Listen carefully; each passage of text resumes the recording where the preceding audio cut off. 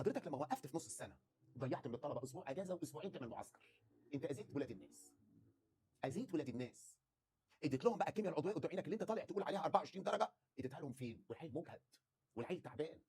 اديت لهم الفيزياء الحديثه قدام عينك، واخد بالك انت في وقت العيل فيه مجهد، العيل فيه تعبان. كنت تعمل الكلام ده والاجازه ده في شهر 2 وتخلصوا المنهج بدري. كام طالب وكام ولي امر انا خلصت المنهج الاحياء والجيولوجيا يوم 15/2، 15/2 ورمضان جه 18/2، وكان في نيتي ان انا هسيب الطلبه. قلت لهم 3 اسابيع، قلت لو الموضوع زاد يبقى 4 اسابيع، يبقى لو خلصت 15/2 ابدا بقى قدام عينك بعد العيد مباشره. كام ولي امر وكام طالب اتصل بيا قال احنا بناخد دلوقتي كيمياء عضويه والموضوع مهم، بناخد دلوقتي فيزياء حديثه وعايزين نخلص الفيزياء عشان دي ماده مشكله، ولو حضرتك بدات مراجعه هتاذينا، هتاذينا.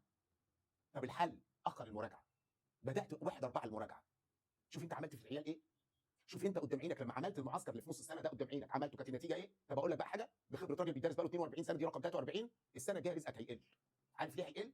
لانه خلاص اتاخد عنك انطباع ان كل اللي انت بتعمله بترجع قدام عينك مجانا او ب 50 جنيه هتعيده كله تاني في شهر واحد. هيشترك معاك ليه؟ هيدفع لك فلوس للطالب. خلاص انت صدرت هذا الكلام. شوف انت بتاذي حتى الطالب اللي طالع من ثانيه رايح لثالثه. اهو انا بقول كلام بسيط. شوف انت بتخسر ازاي؟ ليه؟ اذيت ولاد الناس اللي كانوا معاك السنه دي، دفعوا لك فلوس من شهر 9 وانت بتاخد فلوس وبتبيع كتب، وجيت في شهر واحد عدت الكلام ده كله تاني ب 50 جنيه او مجانا. يبقى ده يرضي ربنا؟ يبقى احنا كده بنظلم العيال دي ولا لا؟ وانا بقول لك بقى بخبرتي السنه الجايه رزقك هيقل. طب هيقل ليه؟ خلاص ما انت خلاص العيل فهم، ما هو قاعد يتفرج وبيتابعنا، ففهم ان انت هترجع تعيد الكلام ده كله تاني ب 50 جنيه، هترجع تعيد الكلام ده كله قدام عينك مجانا. طب هذاكر ليه بقى من اول السنه؟ طب استناك في نص السنه، شوف انت عملت ايه في نفسك وعملت ايه في ولاد الناس. يبقى ده مش صح. طب انا بقول لك الكلمتين دول ليه بقى؟ بقولهم ليه دلوقتي؟ عشان اضايقك؟ لا مش عشان اضايقك، عشان في مصيبه حضرتك هتعملها. ايه هي بقى؟ ان انت هتخلص خلاص وتبدا المراجعات، هتبدا تعمل لنا بقى حصص 10 ساعات و12 ساعه، وعملت كتب عايز تبيعها. امال الكتب هتقعد وتخسر الفلوس دي كلها، فعايز تبيعها. خد بالك وهتمشي باب باب.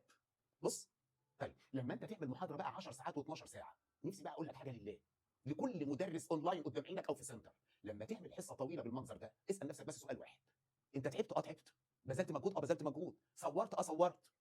تعبت جدا وانا احس بيك لان انا مدرس وحاسس بالكلام ده. ايوه بس في سؤال، وانت بتعمل الكلام ده هو الطالب بيذاكر مادتك بس؟ فانا عايز كل واحد من حضراتكم يسال نفسه سؤال: هو انا قدمت للطالب كام ساعه؟ وهو هيذاكر الكلام ده في كام ساعه؟ وهو عنده المواد دي كلها؟ طالب الازهر المسكين ده اللي عنده 18 ماده هيذاكر الكلام ده كله امتى؟ طالب الثانويه العامه لما تنزل له حصه 8 ساعات و12 ساعه و14 ساعه هيذاكر ده امتى؟ وفيديو واثنين وثلاثه واربعه وفيديو حل وفيديو شرح وفيديو عفريت ازرق. ايه ده؟ ايه ده؟ ونرجع نقول العيال بتكتئب ليه؟ والعيال قرفانه ليه؟ رجاء وانت بتعمل بقى وتصور ابقى اسال نفسك السؤال ده: هو الوقت ده كله العيال هتذاكر الكلام ده في وقت قد ايه؟